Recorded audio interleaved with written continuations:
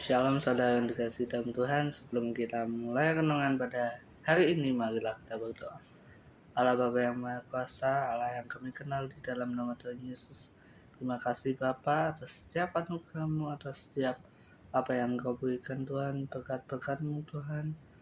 Dari semalam kami boleh istirahat Tuhan dengan nyenyak, dan kembali pada pagi hari ini Tuhan dapat bangun dalam keadaan yang sehat dan penuh semangat. Bapa, sebentar kami ingin mendengarkan renungan firman-Mu. Berbicaralah kepada kami, Bapa. Bukalah mata hati dan pikiran kami agar kami bisa meresapi dan juga melakukan setiap dari apa yang Engkau firmankan pada kami. Pakailah kami menjadi saksi dan alat-Mu dimanapun kami berada, Tuhan. Pakailah kami juga untuk menjadi pewarta sabda-Mu, Tuhan.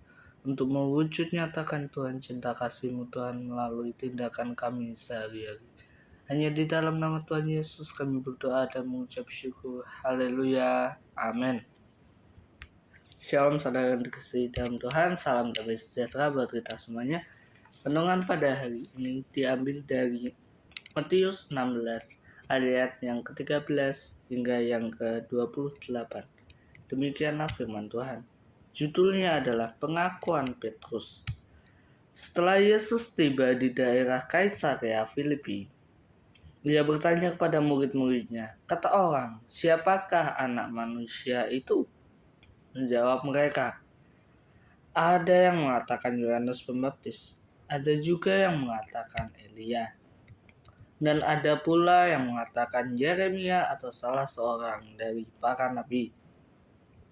Lalu Yesus bertanya kepada mereka, tetapi apa katamu? Siapakah aku ini?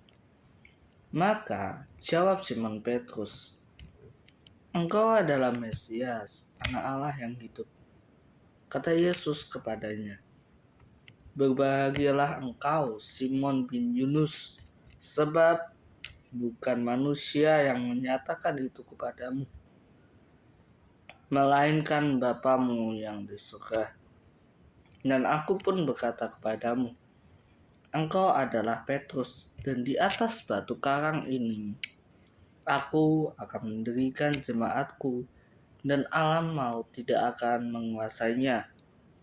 Kepadamu akan kuberikan kunci kerajaan surga. Apa yang kau ikat di dunia ini akan terikat di surga, dan apa yang kau lepaskan di dunia ini akan terlepas di surga. Lalu Yesus melarang murid-muridnya supaya jangan memberitahukan kepada siapapun bahwa Ia Mesias. Pemberitahuan pertama tentang penderitaan Yesus dan syarat-syarat mengikuti Dia. Sejak waktu itu, Yesus mulai menyatakan pada murid-muridnya bahwa Ia harus pergi ke Yerusalem dan menanggung banyak penderitaan dari pihak tua-tua, imam-imam kepala, dan ahli-ahli Taurat, lalu dibunuh dan dibangkitkan pada hari ketiga.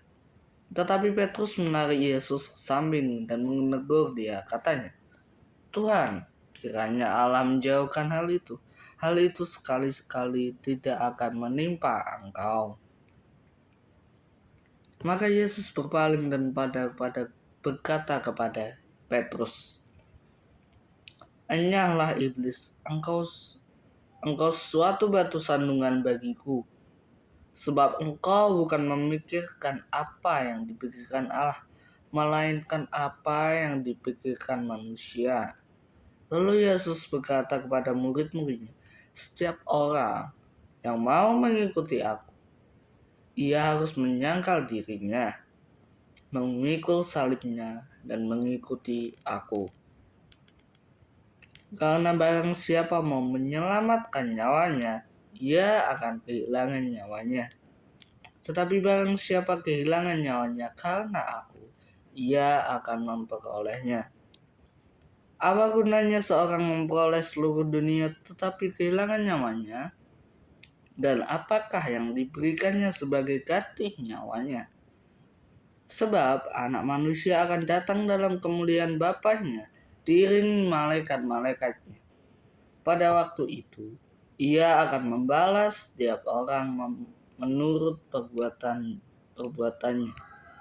Aku berkata kepadamu, Sesungguhnya di antara orang yang hadir di sini ada yang tidak akan mati sebelum mereka melihat Anak Manusia datang sebagai Raja dalam kerajaannya. Amin. Saudara yang dikasihi dalam Tuhan, masih ingatkah bahwa background atau latar belakang dari murid-murid Yesus itu adalah nelayan yang tugasnya menangkap ikan dan menjaring ikan untuk dijadikan makanan. Nah, sejak saat itu Tuhan Yesus berkata kepada mereka, "Datanglah, kemarilah, kamu akan kujadikan menjadi penjala manusia." Amin. Ibaratnya kita adalah murid-murid Tuhan yang dipanggil itu. Amin. Dari posisi kita yang mungkin lagi down, lagi buruk, mungkin lagi dalam dosa, lagi banyak masalah, Tuhan panggil kita lewat yang namanya baptisan. Jadi baptisan itu adalah ikatan atau suatu tanda yang mengikat hubungan kita dengan Tuhan, yang mendamaikan kita dengan darah Kristus, yang mendamaikan kita dengan Allah itu sendiri. Nah, apa hubungannya baptisan dengan renungan pada hari ini? Dikatakan, kata orang, siapakah Anak Manusia itu? Itu perkataan Yesus. Jadi ketika kita dibaptis, jiwa dan roh kita itu otomatis akan diberikan pertanyaan tentang bagaimana kita mengenal Tuhan, bagaimana kita menganggap Tuhan itu sebagai apa. Amin. Jawab mereka, ada yang mengatakan Yohanes Pembaptis, ada juga yang mengatakan Elia, dan ada pula yang mengatakan Yeremia atau salah dari seorang para nabi. Lalu Yesus bertanya kepada mereka, tetapi apa katamu? Siapakah aku ini? Jawab Simon Petrus, engkau adalah Mesias, Anak Allah yang hidup. Amin. Jadi ketika kita dibaptis, ketika kita didamaikan oleh Allah, otomatis kita harus benar-benar yakin, harus benar-benar mengenal siapa sih Yesus yang kita terima itu dalam baptisan itu. Siapa Allah itu? Siapa Mesias yang kita terima untuk menyelamatkan kita daripada maut? Kita harus berani menyatakan, kita harus berani kita harus benar-benar mengenal siapa Yesus itu, siapa Tuhan Yesus yang kita terima waktu di baptisan itu. Next di ayat 18. Dan aku pun berkata kepadamu, engkau adalah Petrus, dan di atas batu karang ini aku akan mendirikan jemaatku, dan alam maut tidak akan menguasainya. Mungkin setelah baptisan banyak yang memberikan istilahnya nubuatan. Amin. Nah, di sini Yesus bernubuat bahwa Petrus adalah batu karang yang dimana itu adalah tempat Tuhan mendirikan jemaat-jemaat. Makanya Rasul Petrus atau Santo Petrus itu sendiri adalah rasul yang pertama atau pemimpin gereja yang pertama yang mendirikan gereja itu sendiri. Amin. Kita tidak hanya berbicara tentang bagaimana Petrus ini mendirikan gereja, tetapi kita juga berbicara bagaimana tentang baptisan itu juga mengarahkan kita kepada penginjilan, kepada pewartaan sabda Tuhan, kepada perutusan. Apa hubungannya? Jika kita sudah didamaikan Allah, kita juga otomatis ingin agar orang lain juga merasakan cinta kasih Allah, ingin agar orang lain juga mendapat pengampunan dan penebusan daripada Allah. Makanya daripada itu, setelah kita dibaptis, kita mendapatkan perintah agung, yaitu kita baca di Matius 28 ayat yang 18 sampai ke 20. Yesus mendekati mereka dan berkata, "Kepadaku telah diberikan segala kuasa yang di surga dan di bumi. Karena itu pergilah, jadikanlah semua bangsa muridku, dan baptislah mereka dalam nama Bapa, Anak, dan Roh Kudus, dan ajarlah mereka melakukan segala sesuatu yang telah kuperintahkan padamu, dan ketahuilah, aku menyertai kamu sampai akhir zaman." Jadi saudara yang dikasihi dalam Tuhan, kita tidak bisa hanya berhenti, hanya ngestak sampai di baptisan aja, sampai di pertobatan saja. Tetapi kita juga harus melakukan tindakan-tindakan tobat atau melakukan tindakan-tindakan sebagaimana itu adalah suatu kewajiban amanat agung yang kita terima setelah kita menerima baptisan. Setelah kita dibaptis, tapi kenyataannya saudara, apakah kita semudah itu langsung melakukan amanat agung yang Tuhan Yesus berikan pada kita? Tidak, saudara. Kita bisa baca di ayat yang ke-24. Lalu Yesus berkata kepada murid-muridnya, "Setiap orang yang mau mengikuti aku, ia harus menyangkal dirinya, memikul salibnya, dan mengikuti aku." Amin. Saudara yang dikasihi dalam Tuhan, tahap yang paling sulit ketika kita mau mengikuti Tuhan adalah kita harus menanggalkan segala kedagingan kita, segala hal-hal daging kita, nafsu-nafsu kita, keinginan mata, keinginan daging, keangkuhan hidup, kita harus tinggalkan itu semuanya. Amin. Kita harus bertobat terlebih dahulu. Sama juga dengan hal keegoisan, kita juga harus meninggalkan keegoisan pribadi. Kita maunya apa, tetapi Tuhan menolak. Kita juga harus memahami. Kita bisa baca di ayat yang ke-22 sampai ke-23. Tetapi Petrus menarik Yesus ke samping dan menegur dia. Katanya, "Tuhan, kiranya Allah menjauhkan hal itu. Hal itu sekali-kali tidak akan menimpa engkau." Maka Yesus berpaling dan berkata kepada Yesus, "Enyahlah iblis, engkau suatu batu sandungan bagiku. Sebab engkau bukan memikirkan apa yang dipikirkan Allah, tetapi melainkan apa yang dipikirkan manusia." Jadi dari sini kita bisa belajar bahwa keegoisan, bahwa kedagingan kita, individualisme yang kita miliki, itu juga harus kita singkirkan, saudara. Karena apa? Ketika kita masih ngotot, masih mengandalkan kekuatan diri kita sendiri, oh aku yang paling bisa, oh aku yang paling pintar, itu sama saja kita tidak menganggap kuasa Tuhan. Amin. Sebaliknya, jika kita bertobat dan kita meninggalkan keegoisan kita, karena kita tahu bahwa rencana-rencana Tuhan pasti adalah rencana yang terbaik. Waktu-waktu Tuhan adalah waktu yang terbaik, saudara. Ini kenapa Yesus marah kepada Petrus, karena Petrus hanya memikirkan apa yang baik di mata Petrus. Karena begini,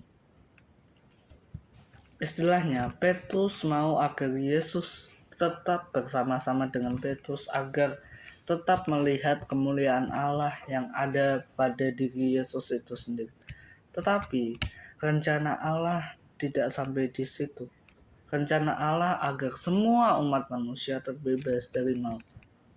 Jika Yesus tidak disalib, tidak bangkit dari antara orang mati, dia tidak bisa ke surga, dan Roh Kudus pun tidak bisa turun ke dalam dunia. Amin. Itu kenapa ketika Yesus turun menjadi manusia, Yesus hanya bisa melakukan pekerjaan Allah hanya di daerahnya dia berada. Karena Yesus 100% manusia, 100% Tuhan. Dia juga bisa menjadi manusia. Dia juga mempunyai kekuatan-kekuatan manusia. Tetapi ketika Yesus sudah bangkit, sudah naik ke surga, Yesus mengutus Roh Kudus agar semua manusia yang percaya bisa diselamatkan. Istilahnya gini, mungkin Yesus hanya melayani di daerah Yerusalem, di daerah Israel, di daerah Yudea, dan lain sebagainya. Kalau Yesus hanya melayani daerah itu, apakah mungkin semua manusia bisa diselamatkan? Tidak mungkin. Karena apa? Yesus hanya bekerja di wilayah itu saja. Amen. Tetapi kalau Yesus dibangkitkan dan Roh Kudus turun, maka semua umat manusia yang percaya, tidak hanya dari Yudea, Yerusalem, Israel, atau tempat yang pernah Yesus kunjungi, tetapi semua manusia di dunia ini yang percaya akan beroleh keselamatan. Amin. Hal menyangkal diri juga ditegaskan di ayat yang ke-25. Karena barang siapa mau menyelamatkan manusia, menyelamatkan nyawanya, ia akan kehilangan nyawanya. Tetapi barang siapa kehilangan nyawanya karena aku, ia akan memperolehnya. Apa gunanya seorang memperoleh seluruh dunia tetapi kehilangan nyawanya? Dan apakah yang dapat diberikannya sebagai gantinya? Sebagai ganti nyawanya. Amin. Ini pernah Tuhan Yesus katakan di Matius 6 ayat yang ke-24. Tak seorang pun dapat mengabdi kepada dua tuan, karena jika demikian, ia akan membenci yang seorang dan mengasihi yang lain. Dan ia akan setia kepada yang seorang dan tidak mengindahkan yang lain. Kamu tidak dapat mengabdi kepada Allah dan kepada Mammon. Jadi ibaratnya gini saudara, kita tidak bisa menyembah Mammon dan juga menyembah Tuhan. Istilahnya gini, kita tidak bisa berpaku sama dunia dan juga berpaku sama Tuhan. Amin. Kita tidak bisa mengutamakan dunia dan juga mengutamakan Tuhan. Harus mengalah salah satunya. Kalau mau ikut Tuhan, tanggalkan duniawi kita. Tetapi kalau mau ikut dunia, tinggalkanlah Tuhan. Itu adalah hal sini. Karena di luar sana banyak orang yang rela meninggalkan keimanannya dengan harta, dengan jabat, dengan posisi yang tinggi. Dia rela meninggalkan Tuhannya hanya demi mendapatkan harta dunia. Dia rela melupakan atau menghapuskan sakramen perkawinan yang pernah ia katakan di gereja hanya demi untuk selingkuhannya. Amin. Istilahnya gini, bahasa gaulnya gini. Setia itu sulit saudara. Ketika kita lebih mengikuti dunia, kita sudah otomatis menghalangi Tuhan untuk bekerja dalam kehidupan kita. Amin. Tetapi ketika kita rela menanggalkan keegoisan kita rela menanggalkan dunia kita juga akan mendapatkan Tuhan, saudara. Makanya dikatakan, barang siapa mau menyelamatkan nyawanya, ia akan kehilangan nyawanya. Istilahnya gini, barang siapa terus-terusan hidup dalam duniawi, dia tidak akan mendapat kehidupan rohani dia sendiri. Tetapi barang siapa kehilangan nyawanya karena aku, ia akan memperoleh. Jadi barang siapa meninggalkan keegoisan, meninggalkan hal-hal daging, meninggalkan hal-hal dunia demi mendapatkan Yesus, demi mendapatkan keselamatan daripada Tuhan, dia tidak hanya mendapatkan kebutuhan jasmani dia, tetapi juga mendapatkan kebutuhan rohani yang akan dia terima di kehidupan kekal nanti. Makanya kembali lagi Matius 6 ayat 33. Carilah dahulu kerajaan Allah dan kebenaran, maka semuanya akan ditambahkan padamu. Dekatkanlah dulu diri kita kepada Tuhan. Maka kebutuhan kita tidak hanya yang biologis, tidak hanya yang jasmani, tetapi yang rohani, yang kekal juga akan kita terima. Makanya Tuhan Yesus pernah berkata, barang siapa makan roti ini dan minum darah ini, ia akan tetap hidup walaupun dia sudah mati.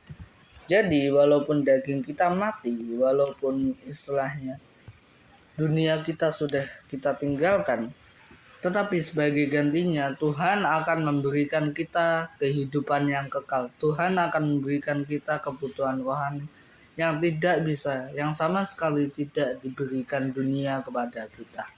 Amin. Pesan utama dalam renungan ini, saudara, kita jangan sekali-sekali menukarkan iman kita dengan hal dunia. Kita jangan sekali-sekali meninggalkan Tuhan. Saya sering berkata kepada teman-teman saya, kalau kamu punya masalah, kalau kamu punya pergumulan, kalau kamu punya salib yang berat, hadapilah itu bersama dengan Tuhan. Karena jika kamu melakukannya bersama Tuhan dan tanpa hanya mengandalkan kekuatan kamu sendiri, istilahnya tetap mengandalkan kuasa Tuhan, maka Tuhanlah yang akan memberikan jawaban yang terbaik. Amin. Tuhan tidak senang jika kita masih egois, masih mengutamakan hal-hal duniawi kita, masih mengutamakan hal-hal yang bersifat sementara. Tetapi Tuhan mau agar kita bertobat, kita dekatkan diri lagi sama Tuhan. Kita hadapi masalah-masalah di dunia ini untuk menguji keimanan dan kesetiaan kita kepada Tuhan. Amin. Dikatakan barang siapa setia, pada akhirnya dia yang akan mendapat mahkota kehidupan. Jadi tidak ada mahkota tanpa usaha, tidak ada iman tanpa perbuatan iman, tidak ada mukjizat tanpa kita percaya, tidak ada karya Tuhan tanpa kita bertobat. Semuanya itu dengan dasar menyangkal diri. Makanya menyangkal diri ini adalah hal pertama. Bagaimana kita bisa mengutamakan Tuhan di atas segalanya. Dan kita juga melakukan perlombaan-perlombaan iman agar di mana ada salib yang datang kepada kita tetap memiliki Yesus dan pada akhirnya mahkota akan diberikan pada kita. Amin. Mari kita berdoa. Allah Bapa yang berada di kerajaan surga, Allah yang Maha Kuasa yang kami kenal di dalam nama Tuhan Yesus. Terima kasih Bapa atas segala anugerah-Mu. Engkau telah memberikan kesempatan kami untuk terus mendengarkan renungan hari ini, Tuhan. Tuhan, kembali kami diingatkan, Tuhan, betapa pentingnya baptisan itu, betapa pentingnya iman akan Engkau itu, Tuhan. Dan jangan biarkan kami, Tuhan, untuk meninggalkan iman kami, Tuhan, untuk meninggalkan Engkau. Dan jangan biarkan kami, Tuhan, untuk menggunakan kekuatan manusia kami sendiri, Tuhan. Tetapi kami punya Engkau yang bisa kami andalkan. Kami punya Roh Kudus yang bisa menuntun langkah hidup kami. Kami punya Engkau yang senantiasa bisa memberikan jalan keluar bagi setiap kami, Bapa.